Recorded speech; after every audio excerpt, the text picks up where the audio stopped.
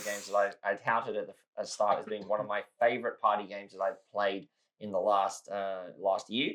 And this game is Hand to Hand Wombat. This game was released in 2022, and it is by Matthew Inman. And it's basically it's the Exploding Kittens crew, right? So they're the guys who made Exploding Kittens. The unicorn one? Yeah, Unstable Unicorns. Unstable Unicorns. Yes. Now, Hand to Hand Wombat is, at its core, this is a social... It is dexterity blood on the clock tower is how I will quickly describe it. The way that it works... I don't want to balance that Grimoire. I'm telling you now. No, so the way that it works is that in Hand to Hand Wombat, we are wombats, right? So this is a dexterity game in which wombats need to create their homes, their pyramids. Now, their towers. Their towers. Their towers are 6 layers high, and they all go from very big plates to the smallest plates. For those listening, they're kind of like, those toddler toys with the rings, where the big rings at the bottom and the top ring is it's exactly that. Exactly that, right? Yeah, there's 3 spires. Now, if you know anything about wombats, wombats are blind, okay? Really? They can't see. All I know is they poo in. Yeah, they basically they have really bad eyesight, and so in this game they replicate that by saying we're going to play this game by you have to have your eyes shut for the entirety of the game. Okay, and then as a team you have 1 minute or 45 seconds or so to then complete 3 of these pyramids. Okay. Now, the way that it works is that the base of the game box, which is your standard game board size, that is where the bases must stay. They must stay in here. And then, with our eyes closed, under a time pressure, we have to somehow build 3 of these pyramids. I think you get a minute, right? Yeah, you get a minute. And you have to build 3 of these pyramids.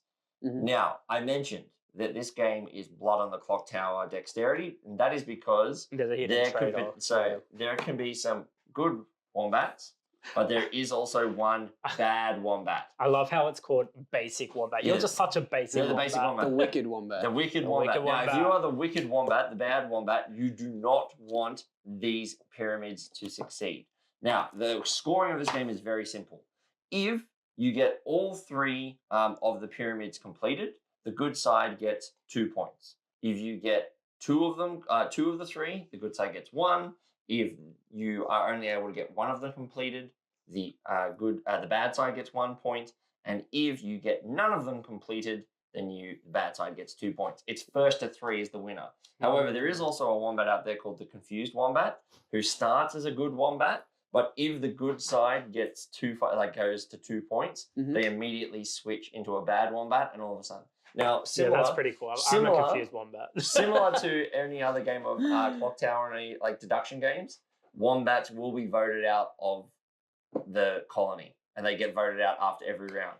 And so, so the good players have a chance to pick who the evil wombat was. That's right. Yeah. Now, even if you vote the evil wombat out, the game still goes on because they don't know who they voted out until either they get to 3 points on either side.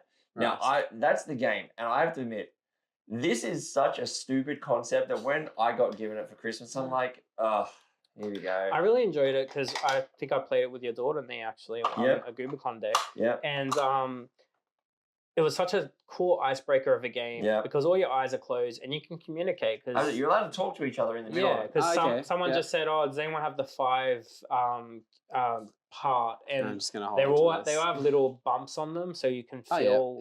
This is the 5 or the 6 piece that I'm holding. Yeah. And then you can be like, oh, I've got the 5 piece and hand that to someone. But if you're the bad one, but it's actually the 6 piece and you hope that player doesn't count. Now, there are a few rules, right? You're not allowed to take pieces outside of the theoretical boundary of the box. Yeah, you can't hold them at your chest. But there's nothing to say I can't hold it above.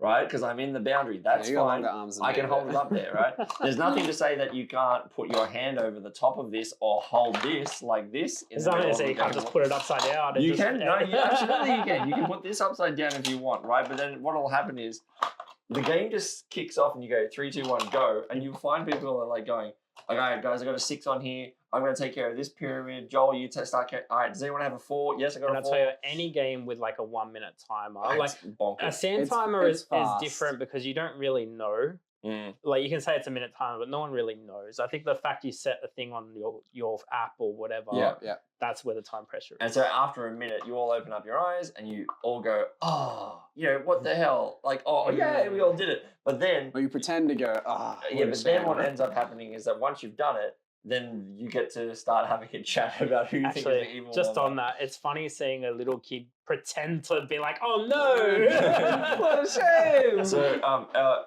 ex-host Matt, his son Robbie is classic for this. Robbie, did you do that? No.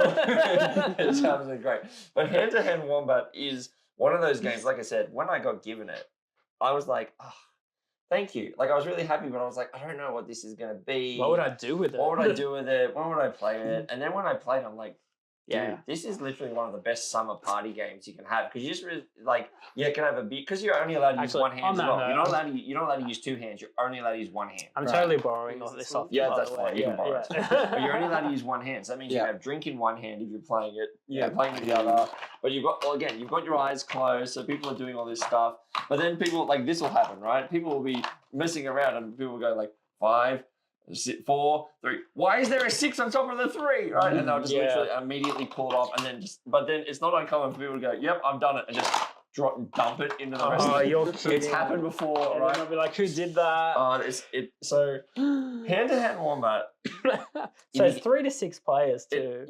We play. I actually really like it. So here's the thing about playing it. Now you do require to be close to the game box. So this is the one negative, which is that you do need to have the appropriate... You're not playing this in Buckingham Palace. No, but you need, you could, but you need to have an appropriate sized table, right? So you need to go to the small room of Buckingham Palace, right?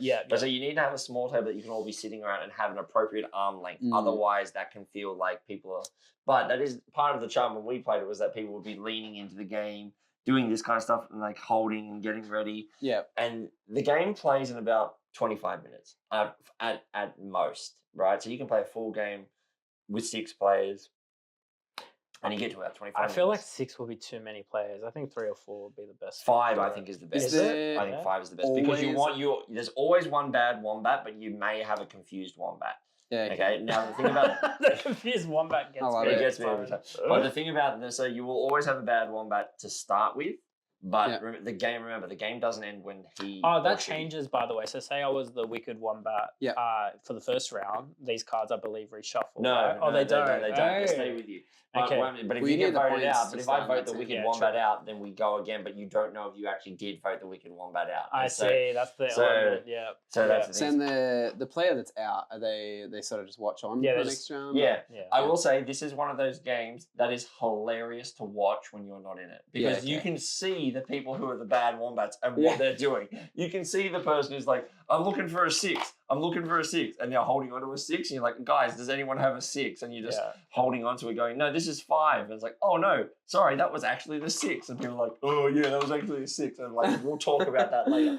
Anyway, so Ralph and I both love this game. It's one of those games that I think people would easily pass on because it's the Exploding Kittens team, which is I actually really enjoy the push your luck style of Exploding Kittens, but a lot of people may just pass it based on the fact that it's in a comic book, online comic, and that it may not seem like a game that they'd be super interested in. I play quite a few of their games. My favorite of theirs is Throw Burrito. It's another physical dexterity thing. This is much safer than Throw Burrito. I actually just played, I think it's called Extreme Throw Burrito, and it's an outdoor version. Yeah, I've seen that. And it's a massive inflatable. Yeah, I think it's all waterproof too, so you can play it in a pool. Yeah, it's basically like a big pool inflatable sort of thing. And I have to say, it was much more enjoyable than it looked like it was going to be. It's a lot of fun. If you can have the right environment for it, it's actually really good. Yeah, we played at my old house. I really enjoyed it. But I think this is my favorite. It destroyed the house. That's why. Yeah, this is my favorite of the Exploding Kittens publisher. This is my definitely. favorite. Yeah. Anyway, so that was Hand to Hand Wombat by the Exploding Kittens crew, which are the designers are Matthew Inman, Ilan Lee, and Corey O'Brien. I want to give a big shout out to them because I thought the game was great. Yeah. Anyway.